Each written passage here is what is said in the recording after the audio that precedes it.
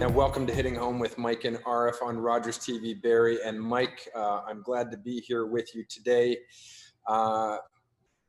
Listen, I'm going to just get right to this. This show is going to be different than any show we've done in the 3 seasons that we've had here on Rogers. They've been gracious hosts and they've been really good to us to work with and given us lots of latitude.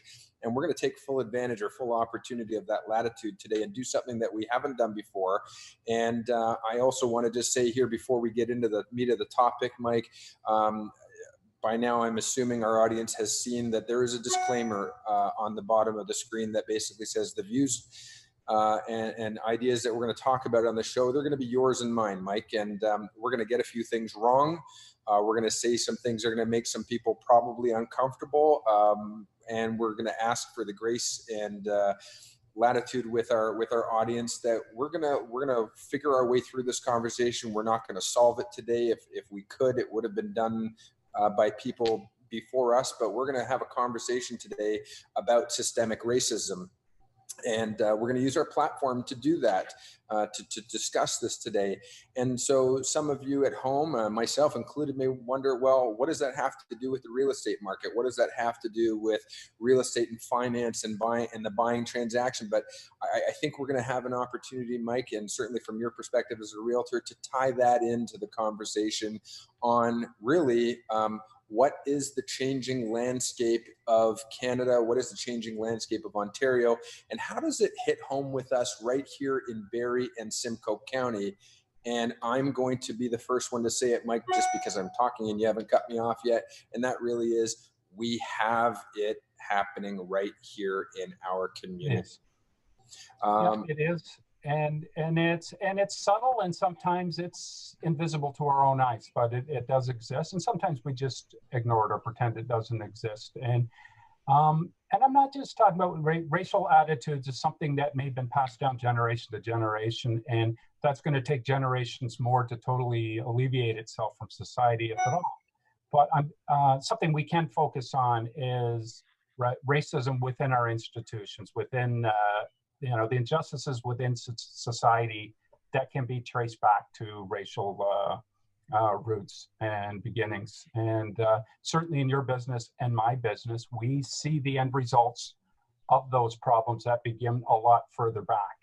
Right. I agree with you, Mike. And again, before too many people turn the channel, and I don't know that anybody will, and maybe that wasn't even a fair thing to say right there. So if it is, I apologize if it's unfair. Here's the truth. I think you touched on something that's very important.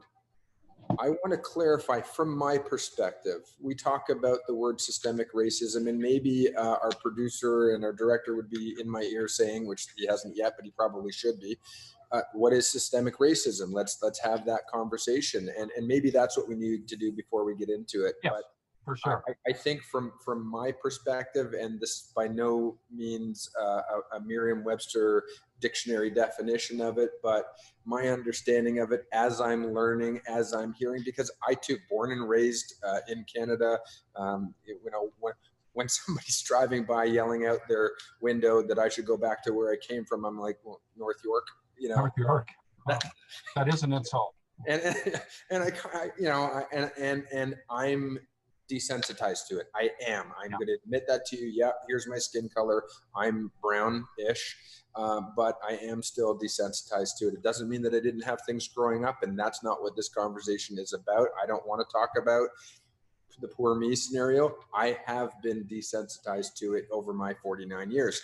The fact is, though, that systemic racism to me, as I understand it, as I'm coming to learn a little bit more about it, is really about not so much the intentional, conscientious statement or act or injustice that an individual commits, but more along the lines of what we have just become accustomed to and gotten used to, or learned to ignore or let slide because it didn't bug us and we didn't act upon it to fix it. And that's not a bookends definition, but that's just where I am in the moment right now. And maybe you have some thoughts on that, Mike. Well, it's there. I grew up with, the most, wonderful, generous grandmother, but a lot of her dialogue, coming from England, she referred to people in ethnic terms. And I remember around 12 or 13 saying, you know, Grandma, aren't you an immigrant? And she's, no, I'm from England. And that's how we were raised to believe, well, if you're of British descent, no, you're not an immigrant. It's people from everywhere else. And you become an adult, you get out into the world and you realize, you know, things are a little different than the environment that you grew up in. And that's not to forgive it, but that's just the reality of it. But again, speaking about like racial injustices in society, where they play out at the core, I think, is within our workforce, within the opportunities that are available for education, for example. Education, the entry price to get an education is so high. If you're a poorer working class family, chances are you're not going to have the opportunity, so the generational cycle is going to repeat. And a lot of the people who are from ethnic communities are working at the low end of the wage scale. That's just the reality. And the opportunity to break free isn't there. And that's where I think our government needs to step in and create those opportunities. If we want to break this cycle, the government has to, first of all, acknowledge there is a problem and what the root of the problem is, and then set forth the plan to build that solid foundation underneath our country here that we can grow up. We need strong legs. And if we don't have those strong legs, we're never going to grow out of this.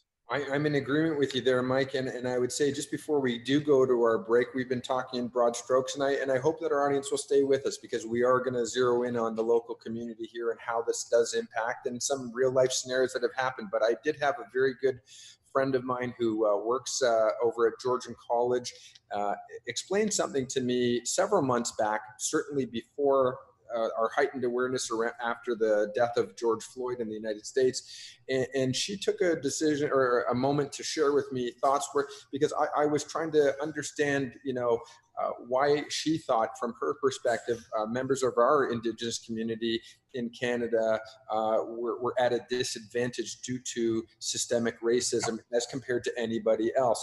And she gave me a very interesting scenario when it came to the housing market. And she said, simply put, a member of our Indigenous community who may be receiving some form of a subsidy or some form of a grant or some form of a benefit, and I'm going to use that term very carefully. And again, I'm going to apologize lots because that's probably not the word that somebody in our audience would be thinking about, that a compensation of forms that a member of our Indigenous community may receive in Toronto when they go to fill out an application to rent or lease an apartment. Simply put, if you had two applications side by side and one of them was a member of the Indigenous community, she was absolutely convinced that, all things being so-called equal, the other person would be granted the lease.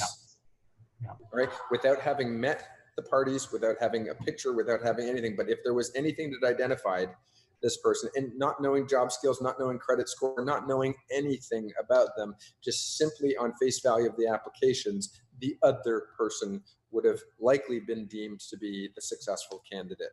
Yep, and I know, and there's many more we can cite, and I think we're coming up to the break. Or we are coming up to the break, and I'm gonna take us to the break. But when we come back, I want to talk about something that happened very recently, within days, right here in our community.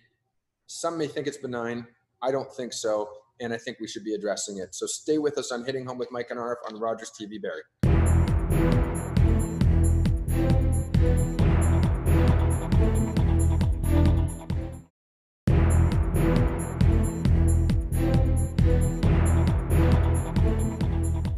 And welcome back to Hitting Home with Mike and Arif on Rogers TV Barrie. And we're having, Mike, a very unscripted, or as they say in the music industry, an unplugged conversation about systemic racism. But most importantly, we want to tie it into what's going on in our local community here in Barrie and Simcoe County. And before we went to break, we shared some thoughts on what our idea of, as we are learning and growing, the definition of systemic racism is, or how we recognize it. And I appreciate the honesty here. And we're going to once again admit to our audience that we're not going to get it right. We don't have it right, but we do believe that the conversation is one that's worth having. We hope that you're having it at home as well. As uncomfortable as it may be, it needs to be had. Mike, I want to talk about an experience that happened recently in Barrie. I'm not going to name names. Some people would say, well, why aren't you? I'm not going to. I doubt that they're watching our show, because I think our show is one that is informative and educated. And I'm not so sure that the subject of this, and this topic or this story I'm going to share with you, I don't think that person was either informed or educated, so they're probably not watching. But here's the scenario. As we all know, we're going through not only a reality where systemic racism is being addressed and brought to the forefront on virtually every medium that we engage with, but also we're dealing with COVID and the impacts and how that has altered people's mindsets. Certain people are much more sensitive to it than others. Certain people are being considered much more reckless than others. But regardless, no matter who you are, it's had an impact. We've gone into stage 2. I think we're bordering on, if we're not in stage 3 of the reopening. Our beaches are open. It actually says lifeguard on duty, and people are flocking to the beaches. Many are still social distancing. Many are wearing masks. Many are working, staying in their families. But the fact of the matter is that we are the recipient of tourism right now. People are coming from outside of our boundaries to take in our beaches and our beautiful beaches that they are. Here's where the story changes. Not only do we have the beautiful lakeshore and Centennial Beach, but we also have some gems that are quite hidden and off the beaten track, if you would, in some of our neighborhoods, where they have very small, what you might consider private, but they're not, beaches that really only the local neighbors know about. Well, the fact of the matter is that they're now on Google Maps, and people are finding out about these beaches, and people are coming to them that previously never attended these beaches. And here's the story that I want to share, and I'm paraphrasing it. The beach was crowded. It was in a neighborhood, a quiet neighborhood. You literally had to work to find this beach at the bottom, around a corner in a court. And it's a small beach. It's a small footprint, but it was quite busy. It was well attended. The fact of the matter is, though, that there are some people who live close by. Their properties are adjacent to the beach, and they noticed lots of cars lining their street that, maybe never used to line the street. And they decided that it's a private beach and you should need a pass, and you should need a neighborhood pass to live there. And boy, oh boy, you should get ticketed if you don't at least have a Barrie residence pass. And when you go down the path, some people have left litter. Well, the fact that people have left litter is because the city did lay off close to 50% of its workforce, and they've removed garbage cans, because the fact of the matter is that garbage cans were going to overflow and they weren't going to get collected anyway. So the subliminal message from the city was, please take your garbage home with you. That being said, these neighbors were upset about the garbage, that their local beach, their private beach, was being infiltrated by those who don't. What happened? They're not from around here. And not only was it that, though, it gets worse. One of these individuals just took it upon themselves to pull out their camera and start filming the beachgoers. And they started recording the beachgoers, but they didn't just record any beachgoer. They recorded the family that didn't look like they were from around here. Right. They recorded a family that looked like they were of Middle Eastern or South Asian descent. But not only did they record them, because if that's not bad enough and an invasion of privacy, and I don't care who you are, you don't get to just record whoever you want by sticking a camera in your face and saying you're in public, I get to record you. That's not the way it works, okay? But in addition to that, they decided to take it upon themselves to loudly, vocally call them out and say, you're not from around here. I demand to see your ID. I demand to know your address. Based upon, and I demand to know that you work. And that's something that's representative of, I wouldn't say everybody, but a lot of things that are happening here. It brought out the worst that I have ever seen and heard of. Well, maybe not. Okay, so No. not the worst I've ever seen, but that was certainly up there. Because we don't see it doesn't mean it isn't there. And we see that. And, you know, in the summer, a lot of people come up here from the GTA. The GTA area has quite a diverse demographic. It's evolved over the last 20, 30 years. Barrie, Ontario's demographic is slowly evolving from the old European background that most of us were predominantly here in Barrie for the longest time post-war. And there's that adjustment problem for a lot of people who've been here 2 and 3 generations, and everybody looked like them at school. Everybody looked like them at work. Now there's different cultures coming in with different behaviors. Where you or I, or well, I'll speak for myself, Mike, may take the family to Burger King or McDonald's for lunch when we're at the beach. An ethnic family might decide they're going to have a barbecue at the beach, and somehow that's intimidating to some. Just seeing different behaviors happen, but we have to adjust and we have to embrace all the different cultures. And I think we're richer for all those cultures if we learn to embrace them all rather than be intimidated by them. And you know what? The beach is one good example, because that's where people come to in Barrie, from within Barrie and from outside of Barrie. So I'm glad. So Mike, there is truth to it. We do have a tourism population. We do have people who love Barrie for the same reason why I wish it was bigger. Sure, absolutely. The fact of the matter is, though, that there are people who come from other municipalities to enjoy our beach. But the bigger fact, the most important fact, and by the way, it wouldn't be acceptable if this family was from out of town. That behavior would not be acceptable. No, if those folks there's no forgiving it. It's just wrong. The reality is, Mike, the ignorance there. We're going to go to break. So I'm going to leave on this point. The reality is we have a rich and diverse ethnic community right here in our city, and it's getting bigger. And newsflash, it's going to keep getting bigger. When we come back from the break, talk about it. I want to talk about that. I want to talk about who makes up our community. And the fact of the matter is, they could have been neighbors from one block over. Stay with us on Hitting Home with Mike and Arv. We're going to talk about the uncomfortable topic that we need to do much better at when we come back after this break on Rogers TV.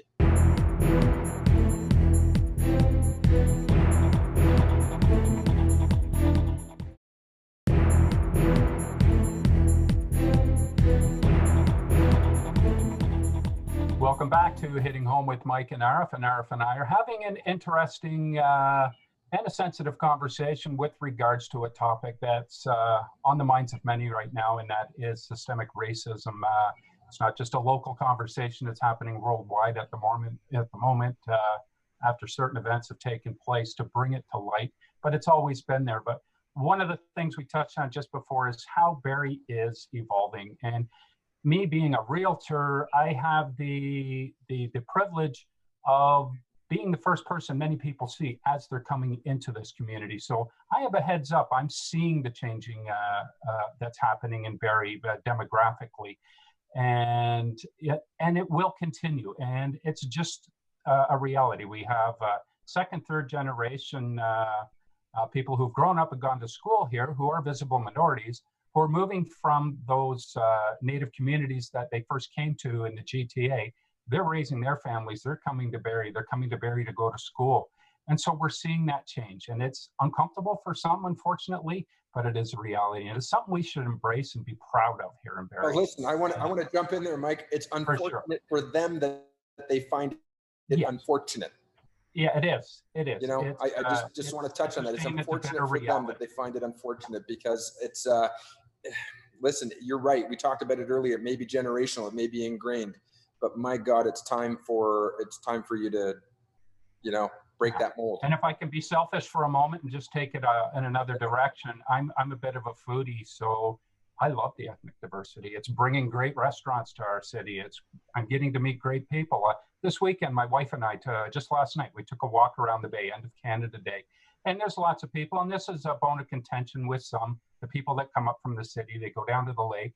And again, different cultures will go and sit with their families, a couple generations, have a barbecue by the lake.